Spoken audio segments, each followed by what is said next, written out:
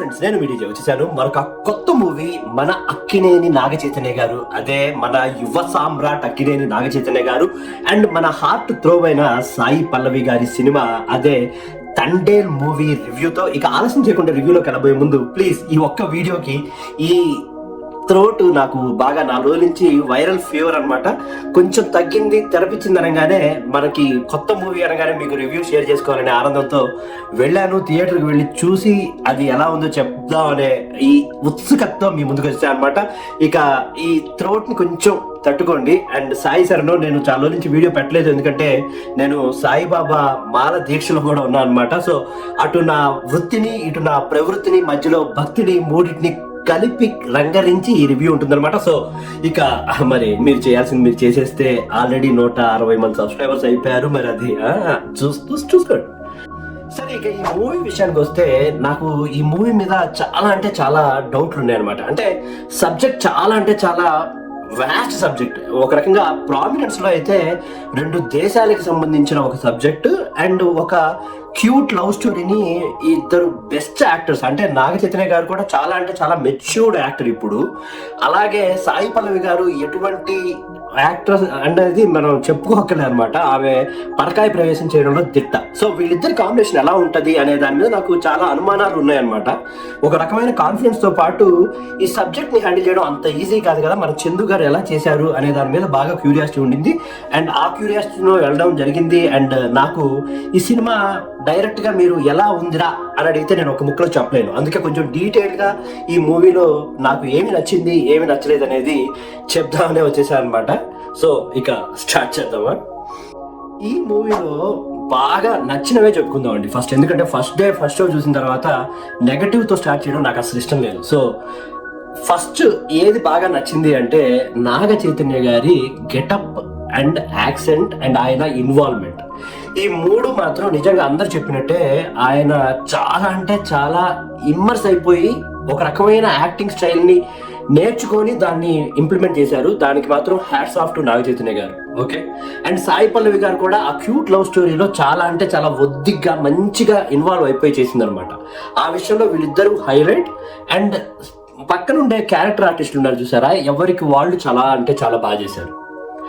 ఇక సాంగ్స్ విషయంలోకి వస్తే ఒక రకమైన రిపీటెడ్ మ్యూజిక్ కొట్టడం వల్ల నాకు ఇంట్రెస్ట్ ఎక్కువ రావాల్సిన చోట తగ్గిపోయిందని చెప్పాలి. ఎందుకంటే మీకు సినిమా ఫస్ట్ నుంచి కూడా లాస్ట్ దాకా ఒకటే బీట్ చెవుల్లో డింగ్ డింగ్ డింగ్ అని అదేంటంటే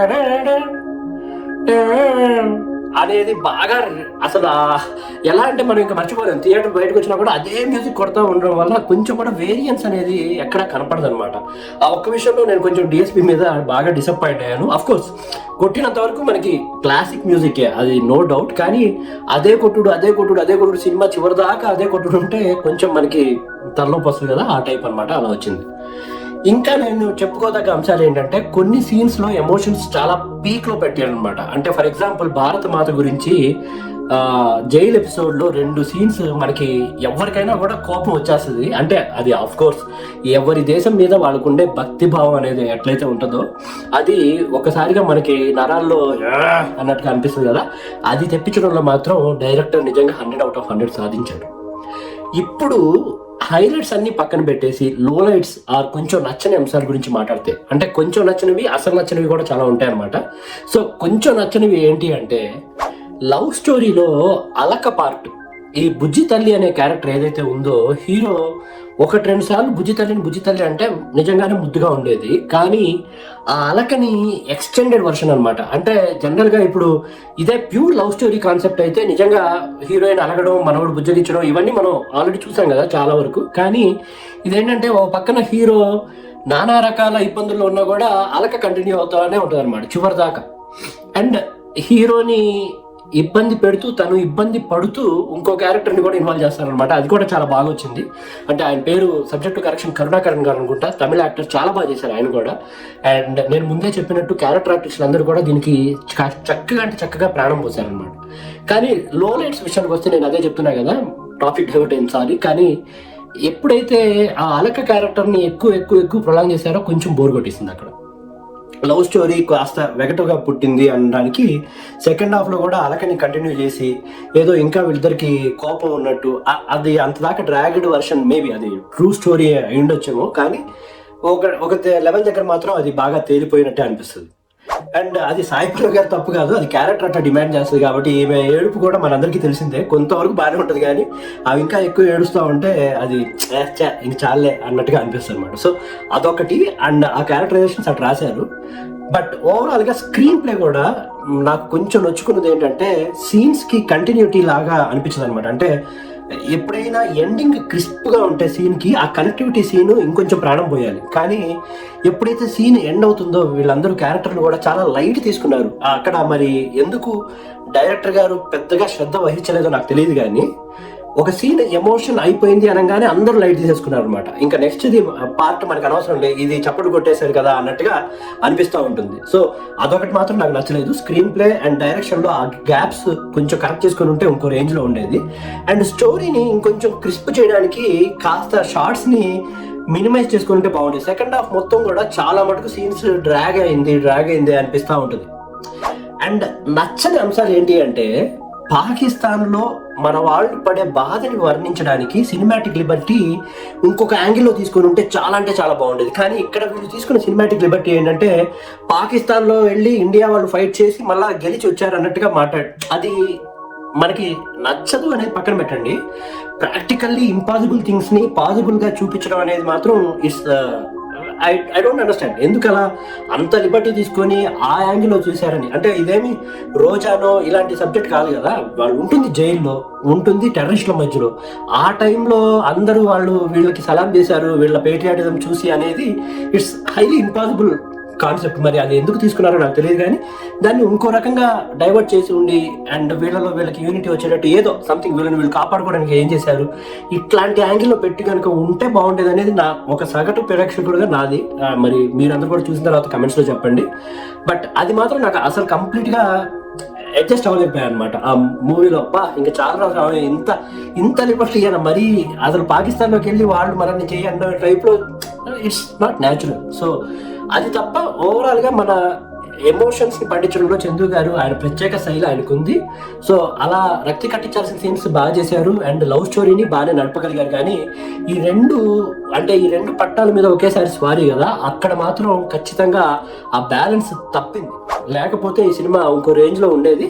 అండ్ ప్రొడక్షన్ వాల్యూస్ ఇవన్నీ కూడా బాగానే ఉన్నాయి. అండ్ ఎస్పెషల్లీ ఆ పడవలు వెళ్ళి తప్పిపోవడం అనే సీక్వెన్స్ మాత్రం చాలా అంటే చాలా బాగా చేశారు. ఆ ఫైట్ తర్వాత తొండేలుగా తను వాళ్ళ టీంని ఎలా కాపాడుకున్నాడు అని చూపించడం మాత్రం చాలా అంటే చాలా బాగుంది. సో ఓవరాల్గా మూవీ నన్ను అడిగితే మాత్రం మన చైతు కోసం అంటే నాగ చైతన్య గారి కోసం ఆయన్ని చూస్తూ ఉంటే చాలా అంటే చాలా సీన్స్లో నాగార్జున గారే కనిపించారనమాట. అంటే ఒకప్పుడు నాగార్జున యంగ్ ఏజ్లో ఉన్నప్పుడు ఎట్లయితే యువ సామ్రాట్ నాగార్జున అని పడిందో అది చాలా యాప్ట్గా అనిపించింది. ఎందుకంటే మీరు ఇప్పటిదాకా నాగ చైతన్యం చూస్తున్నప్పుడు మనకి నాగార్జున గారి అప్పీల్ అంతగా రాదు, కానీ దీంట్లో కొన్ని సీన్స్లో ఆల్మోస్ట్ 90% క్యాప్చర్ చేశారనమాట. సో డెఫినెట్గా తండ్రిని ఆయన చూపిస్తున్నారు అని చెప్పడంలో ఎటువంటి అతిశయోక్తి లేదు. అండ్ ఇంకెంతో లేదు, నాకు తెలిసి ఇలాంటి క్యారెక్టర్లు కనుక ఒక 2-3 పడితే డెఫినెట్గా చైతన్య ఈజ్ బ్యాక్ అండ్ ఆయనకి అంతా మంచి జరగాలని మనం కోరుకుందాం.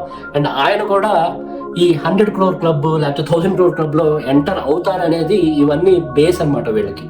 So I wish him all the best. ఇది ఖచ్చితంగా చైతన్య గారికి మంచి సినిమా, కానీ నాలాంటి సగటు ప్రేక్షకుడికి మాత్రం మీరు అన్నట్టు 100 crore క్లబ్ కానీ లేకపోతే 1000 crore క్లబ్లో కానీ అంటే పాన్ ఇండియా అని మాత్రం అనడం దీనికి కొంచెం అతిశయోక్తిగానే ఉంటుంది. ఓవరాల్గా పాటల వరకు బాగున్నాయి అండ్ ఆ పాటలు కూడా ఆ కొన్ని సీన్స్ని మధ్యలో యాడ్ చేసి మ్యూజిక్ సడన్గా వచ్చేసి ఎంబెడ్ అయిపోవడం, ఇవి ఆ డిస్కంటిన్యూటీని తీసుకొచ్చినాయి అనమాట. సో ఓవరాల్గా నాకు అనిపించిన ఫీలింగ్ అయితే ఇది. నేను మీకు తెలుసు కదా నాది చాలా సంస్కారవంతమైన రివ్యూ, సో మీరు కూడా అర్థం చేసుకుని నన్ను ఎంకరేజ్ చేస్తారని అనుకుంటున్నాను. అదే ఈ థ్రోట్ కంజెషన్ కానీ ఈ ఫ్లూ కానీ లేకపోతే నేను ఇంకా వీడియోస్తో వచ్చేవాడిని, నన్ను ఖచ్చితంగా క్షమిస్తారని అనుకుంటున్నాను. అండ్ అదే నేను చెప్పినట్టు స్వామి మీద భక్తితో నా దీన్ని ఏమంటారంటే మన హాబీ మీద ఉన్న ప్రేమతో ఇలా చేయడం జరుగుతుందన్నమాట. సో ఓవరాల్గా మీకు నచ్చిందని చెప్పండి, నచ్చకపోతే నచ్చలేదని చెప్పండి. ఇంకా ఇంప్రూవ్ చేసుకోవడానికి కొంతమంది చాలా మంచి ఫీడ్బ్యాక్ ఇస్తున్నారు నాకు, thank you so much. And మీ విషెస్ ఇలాగే ఉండాలని కోరుకుంటూ మీ డీజే ఎప్పుడూ మీతోనే ఉంటాడు. So please sign up. Thank you.